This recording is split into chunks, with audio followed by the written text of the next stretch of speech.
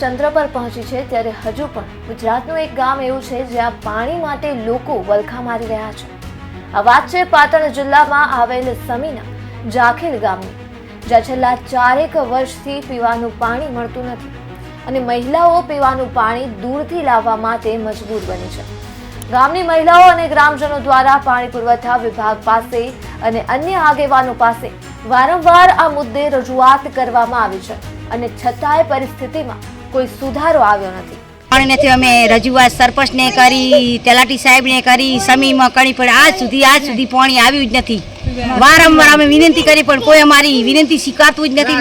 શું કરવું, અમારે ક્યાં જવું? અમારી રાહ સાંભળે તમે કોકને કાંક કહીએ પણ કોઈ સાંભળતું જ નથી। ક્યાં જવું? તમે સરકારને વિનંતી, મને પીવાનું પાણી પહોંચે, તમારી મોટી મહેરબાની। સરકારની જલ સે નલ યોજનાની વાતો પોકળ સાબિત થતી જોવા મળી રહી છે।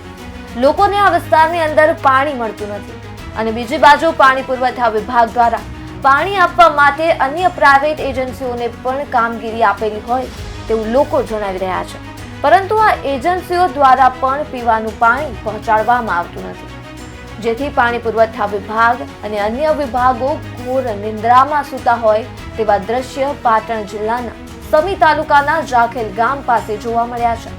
આ મહિલાઓની વેદના સામે જોનાર અહીં કોઈ પણ નથી।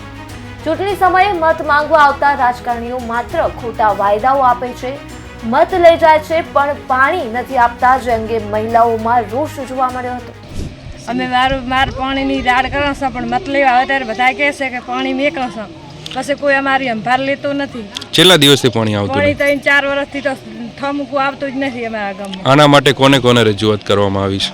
અને સરપંચને, તલાટીને, ગામના બધા સભ્યને કહો પણ પાણી કોઈ મેળતો નથી આગેવાન। તો પાણી આપો તેવી જાખેલ ગામની મહિલાઓ માંગણી કરી રહી છે। છેલ્લા 4 વર્ષથી આજ દિવસ સુધી પાણી ન પહોંચાડેલ હોય, પાણી પુરવઠાના અધિકારીઓ અને રાજકીય અગ્રણીઓ કોઈ પણ જાતની ચિંતા કરતા નથી કે પીવાનું પાણી પહોંચાડતા નથી, માત્ર ને માત્ર વિકાસની મોટી વાતો જ કરે છે।